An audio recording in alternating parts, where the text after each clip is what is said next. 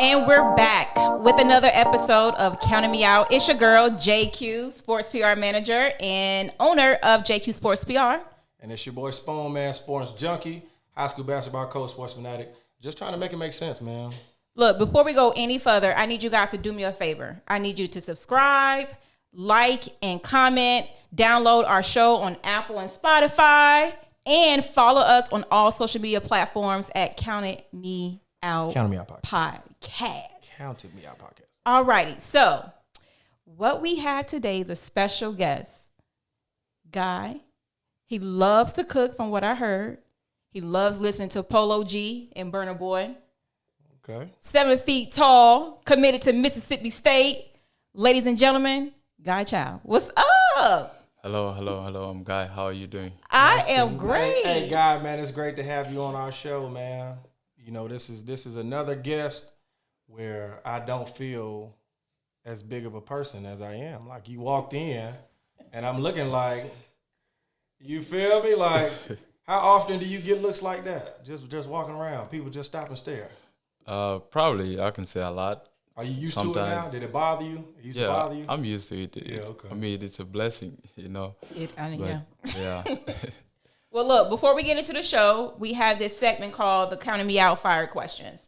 So I'm going to ask you 2 questions, and then Spoon over here is going to ask you his 2 questions. You ready? All right. So if you had, or if you were on a cooking show, and they told you, Guy, for $10,000, cook your best dish, what would be your dish to cook? I would say combo and kisra. I'll make it. Probably that's like some good dish. Like if you try it, it's a good on the taste. Mm-hmm. And yeah. What's in it? Tell us what's in it. It's having some fish, and then having some bread, almost type thing. Like you eat it. It's almost like a sauce. So there are like sides on it. So the fish can be on the side. Or sometimes you can put beef on it, like it's a mix. Ooh, but then it's having a good. sauce. That sounds so. I'm hungry right now. Yeah. That's your palate going. Now, let me find out you're a 7-foot chef now. How long does a dish usually take to cook? It doesn't take that long, maybe about like 40 minutes if you. Okay, see, that's more longer. more of my speed, because I don't like to stay in the kitchen for longer than 45 minutes to an hour. Well, yeah, you know, there's certain dishes that I can't cook, but I'm okay. I'm okay with that. Okay. Look, I ain't judging you for not being able to cook. Okay, moving on. Second question. What was your first thought when I reached out to you on social media to come on to the show? It was a good thing. Like, it was amazing to me because I think I've seen you have interviewed one of my AU teammates. I think Jehan and Peyton too. Okay. So yeah, I was excited. Yay! All right. Fire, what you got man. on? What you got, Spoon? That's fire. So you know my questions. I like to keep it culture. Man, you know I'm a culture kind of guy. Xbox or PlayStation? PlayStation. My man. Okay, Yes, so we don't deal with them big boxy controllers, man. That's all I'm trying to say. Big guys, man, we need that little controller to fit. Madden or PlayStation? I'm lying. Madden or 2K? I'm sorry. Madden or 2K? 2K. I said 2K. So you like basketball over football, even in the virtual world? Yeah. Basketball all the way. Think you could beat me in 2K? I can. I think if we give it a try. Who you play with? What's your favorite team on 2K? I play with the box. I use the box. Man, I get go on stage, score 200 on you, man. You wouldn't know what happened. Hey. We got to set it up. That's all that means. We got to set it up because, you know, I ain't ducking no smoke. You looked at me. You looked me up and down like you was just he sized you up. Something. I don't like that. You saw that, Jay? I saw it. I play 2K. Whatever. All right. Think y'all just going to be running on me? I got some. But look, I got to ask because I don't understand when y'all are playing video games, when the game gets really intense, y'all start off by sitting down, but then when the game gets really hype and intense, y'all start standing up. Oh, no, that's how you know. That's how you know when it's serious. Okay. You do that? You can start off. Hey, yeah. We don't do that. You focus more. It gives you a little bit. Oh, you focus more. Okay, I don't think I heard that one before. Before you know it, you leaning up on the TV. Come on, bro. I didn't know what's going on. Sometimes the game be cheating. You be saying that all the time. Game, man, they cheated me. Sometimes. That's how I know I got you. I know I got him now, JQ. You said the game. I know I got you now. I know I got you. Game don't never cheat me. So, Guy, tell us your story. Tell us, where you were born. When did you come over to the United States? And just give the people the background story of who Guy is. I was born in South Sudan, which is mostly known. It's the youngest country in the world nowadays.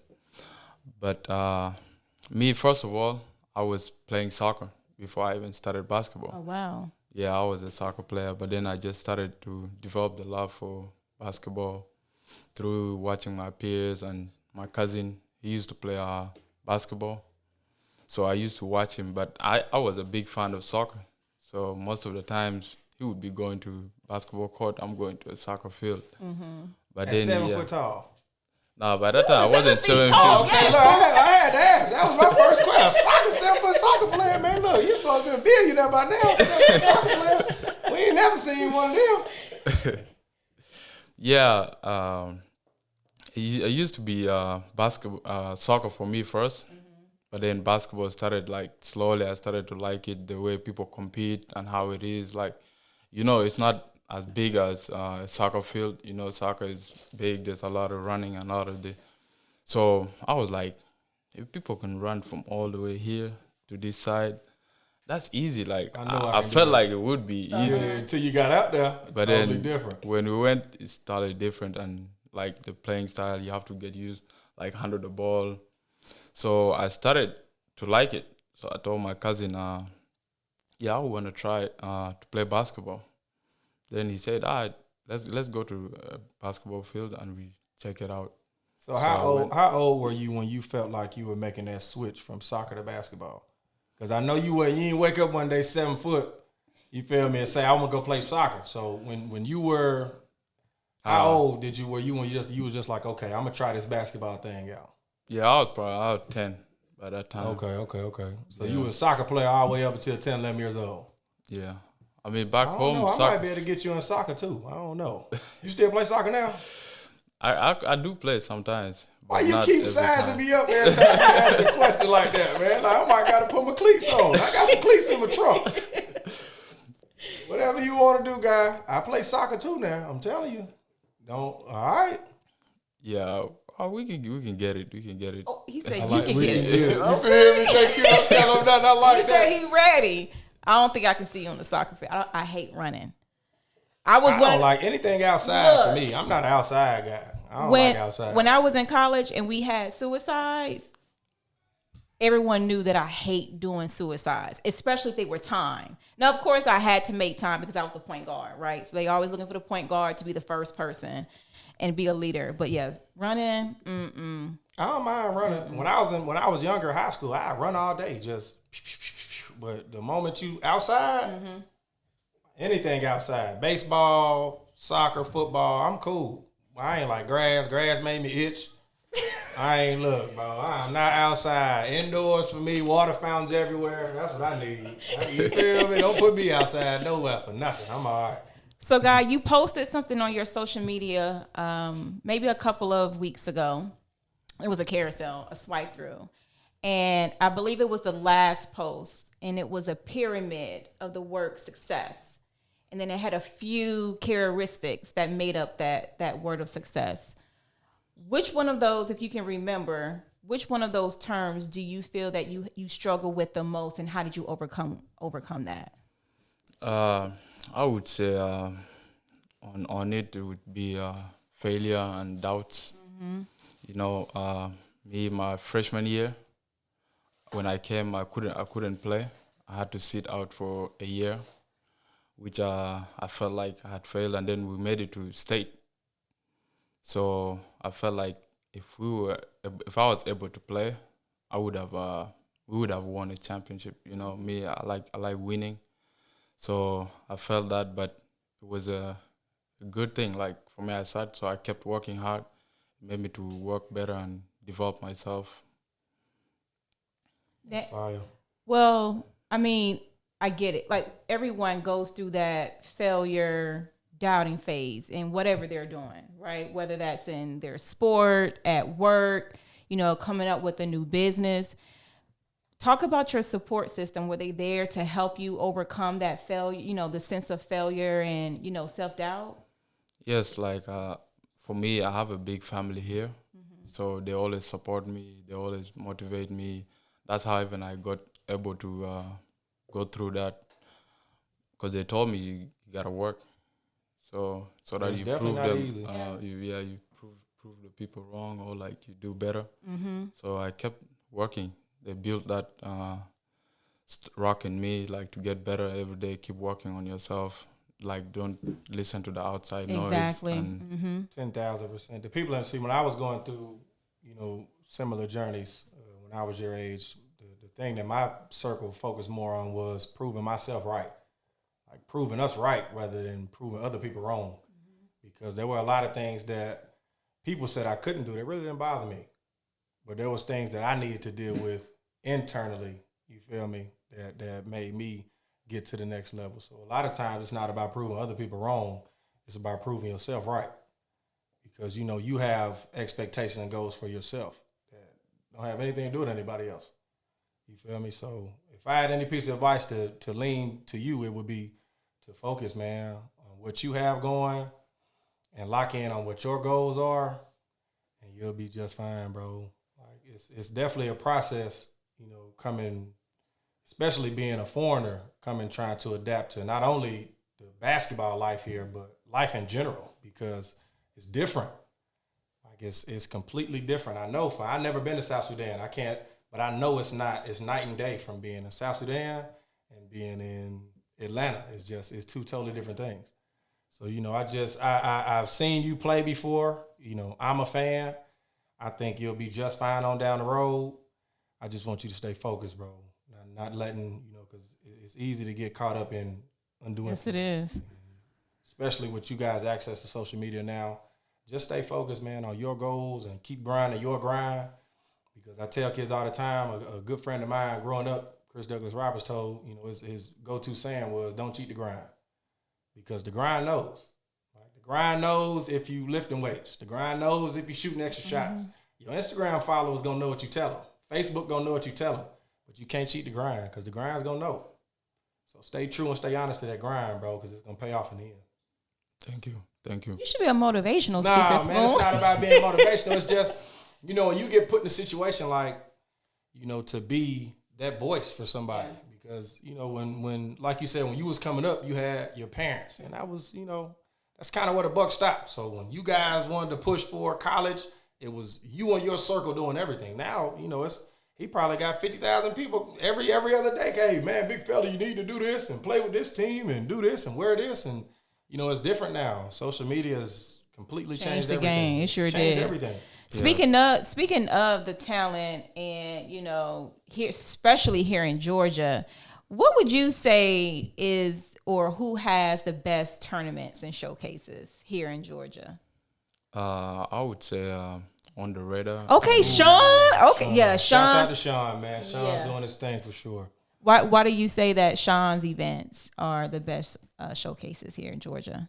He always has like good people competing, good athletes from all over the country.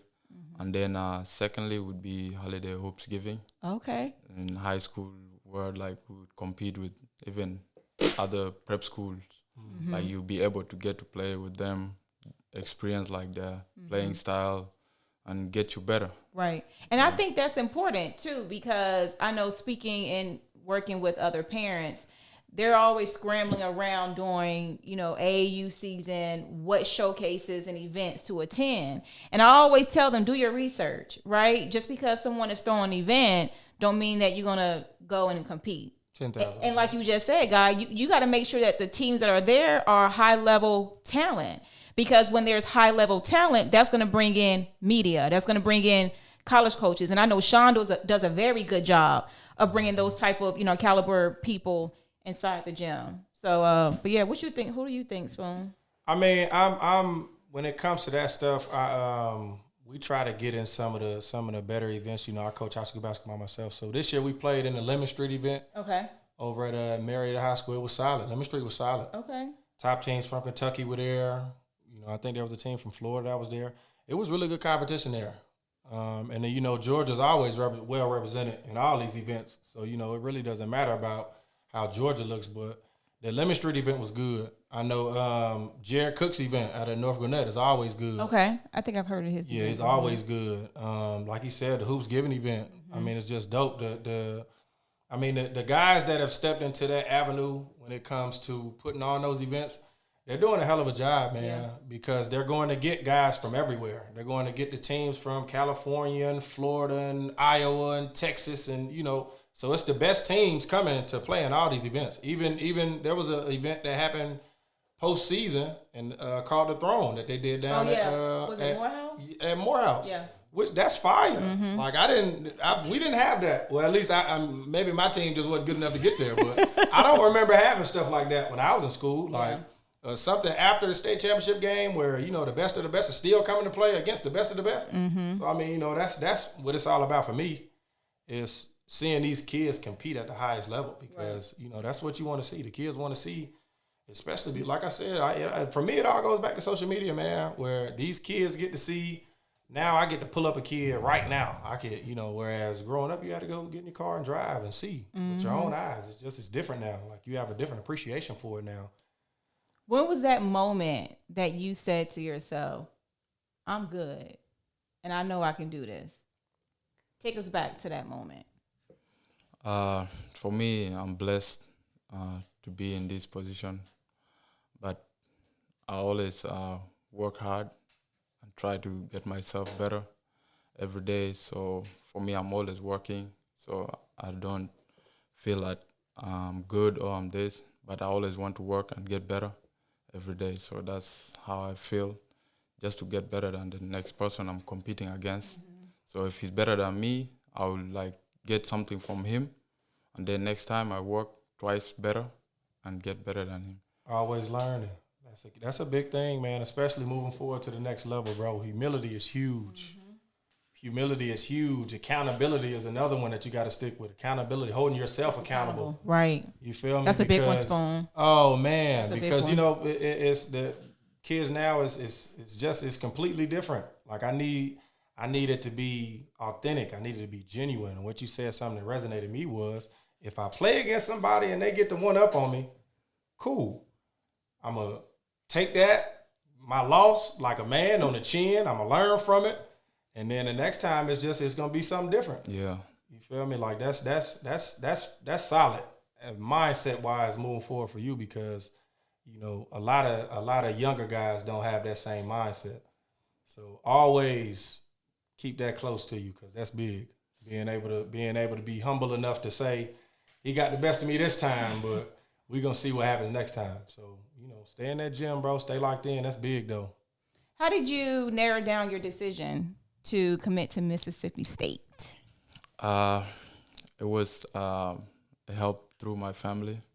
We had to see who has the better option for me, to be a better person off and on the court. So for me, I saw who would have and their playing style, which I perfectly match with Mississippi State. They play the same style that I like to play, which is I'm also versatile. They play in and out, and for me it's a good thing for me because I'm versatile. I can play outside and I can play inside. So yeah, I was gonna ask y'all because I know you played center, I'm assuming, and yeah, no, okay, I did what? JQ. Look, hold JQ. on. Hear me out. Okay. JQ. Hear me out. What position did you play, Spoon? JQ. Was your point guard? I was a Swiss Army knife. We'll just leave it at that. I didn't have a position. I was the guy that if our point guard went down, I could play point. If our 4 guy went down, I could play the 4. If our 5 guy went down, I could play the 5. Okay. I was really good at a lot of different things on the floor. So I was always on the floor because of that reason. You can't put me in a group and say, stick with this group because I do other things better than these other guys. So I was just always on the floor. Whatever my team needed me to do, I was able to do. So my question was going to be, if you were on the court at the time where they needed you to play inside, and you liking the fact that Mississippi State has that inside-outside game, how frustrating is it being a big man and, when the guards on a 3-point line, they don't look inside? Because I remember when playing the point guard, I'm always going to get my big man the ball. So is that really frustrating for you guys? I really don't like how you keep saying you guys though. Like, Well, I'm just saying when you were on the court playing the 5 position or the 4 position. Okay. And the guards overlooked you when you had a little man. Ain't no such thing as overlooking because I'm a vocal guy. Here you go. Okay. Hey. You missed me. Let me get the ball. Hey, look, run it Pass me the again. ball. This time, bring it this way. I'm open, bro. What? Overlook what? Come on, man. Hey, PG. Run it again. Bring it this way, This man. dude is a character. What? What? No, that's frustrating, though. I mean, it's just playing with greedy guys. Yeah. Like, it was greedy guys that was my pet peeve because we're working too hard. Yeah. Like we're doing too much of the right stuff for you to be greedy. And it only takes one. All it takes is one guy, one possession. Mm-hmm. And the next guy might be like, well, hell, he did it. I'm going to get my shot up. And then now I got to get my shot up. And then, well, hell, they done got the last 3. Let me see if I get my shot up. It only takes one. It's like cancer, man. It's like a cancer. That greed, it get in you and it takes over fast. And you won't even know. So for a guy like you, Guy, I mean, I know it gets frustrating because, you know, you're not a guard. So there's not the possibility of you get the ball and take 2-3 dribbles. I know coaches screaming, hey, find a guard, give it up. You feel me? Like, you don't even have to, like, well, at least with me, I go get a rebound. And I'm like, well, y'all go ahead. I got it. Like, we'll figure it out. I might get subbed out, but you feel me? I'm going to get my shot up. You feel me? Don't do that to me. Before we wrap up, I do want to ask you this last question. What are you most excited about in your next chapter?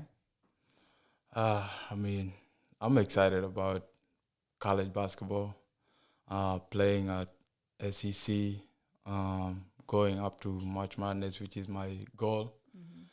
But yeah, competing among the best of the best, which has always been a dream come true for me, to be able to play in college basketball. So I'm excited for college.